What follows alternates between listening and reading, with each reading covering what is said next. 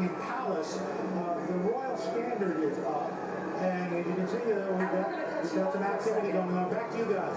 Back to you.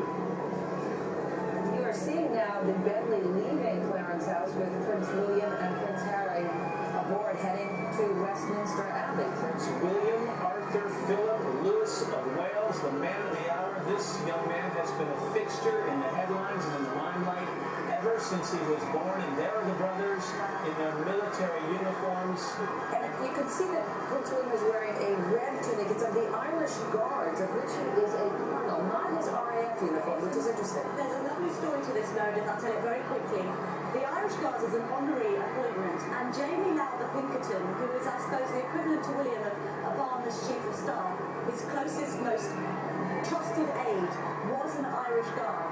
So William has decided to wear this uniform. Also, it is red, and that is a leaf out of the Queen's book, who always wears a bright colour so that she can be spotted.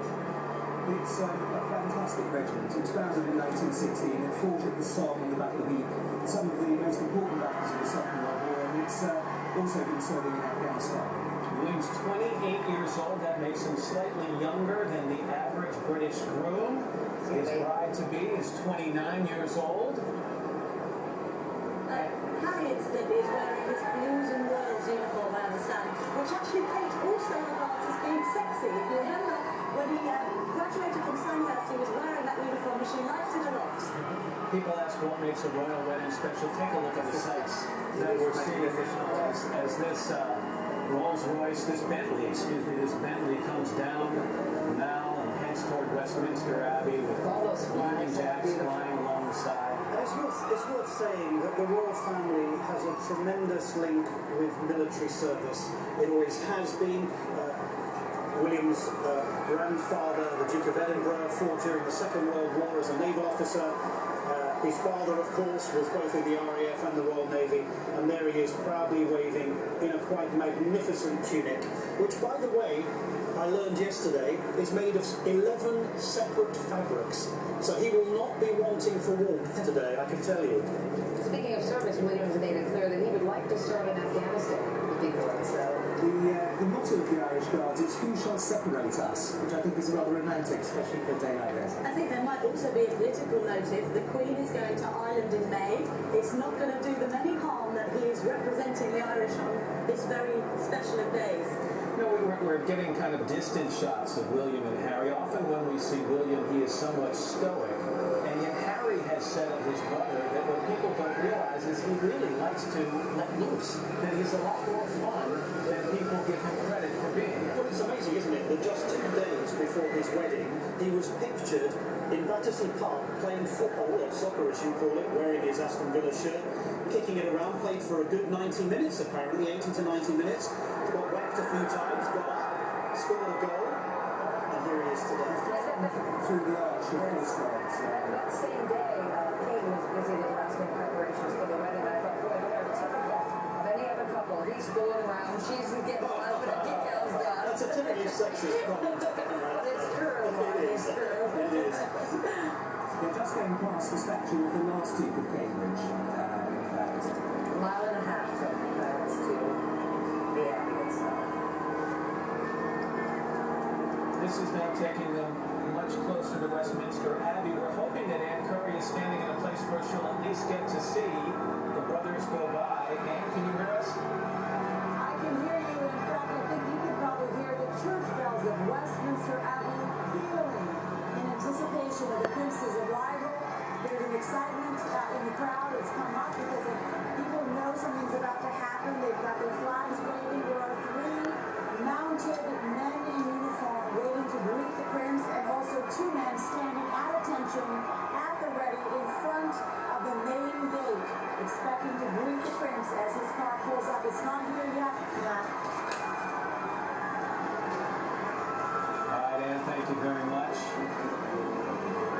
So, in order of the way things will go, obviously we've got William and Harry heading off to the Abbey.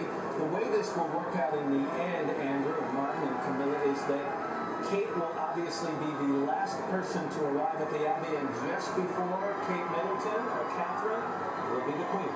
Yes, she's always the person who arrives just before the bride. when are we expecting to see Prince Charles and the Duchess of Cornwall? They're leaving in our time at 10:38 a.m. from Paris. Go ahead, Anne. Prince is arriving. The Prince is arriving, waving to the crowd. You can see people very excited. And let you hear their roar. And he's pulling up to the main gate now. I expect when we look, the car stop right in front of the two men who've been standing at attention for about 15 minutes, waiting for his arrival.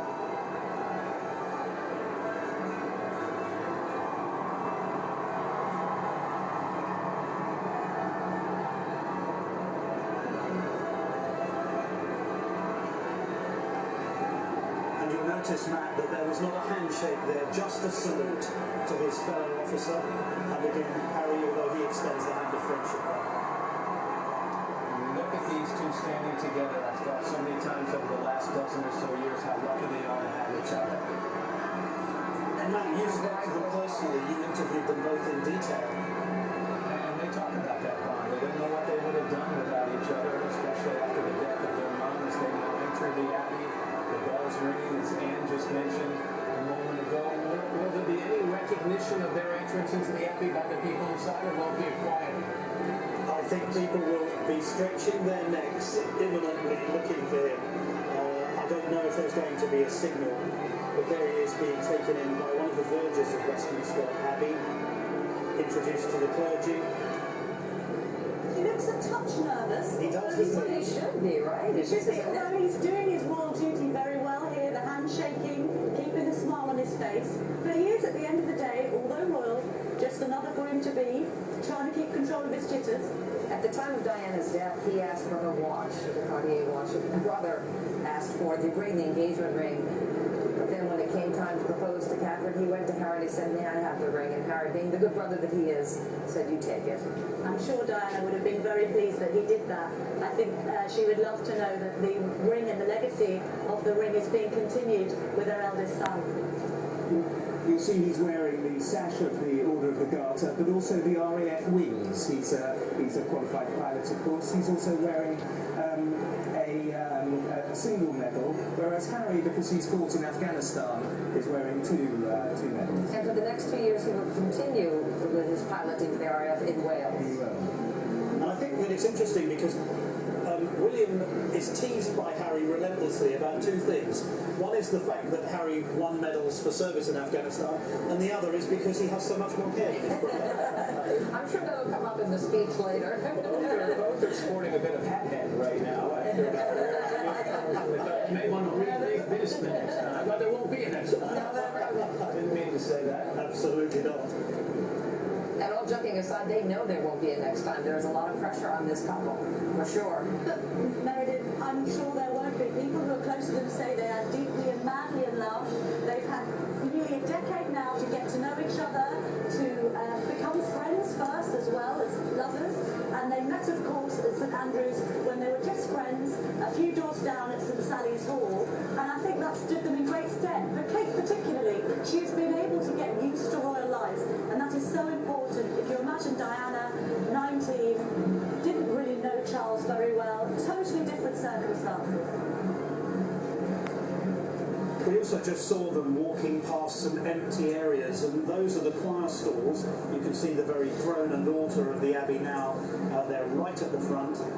But the choir stalls are not filled yet because the service will begin with an introit and the choir will process in.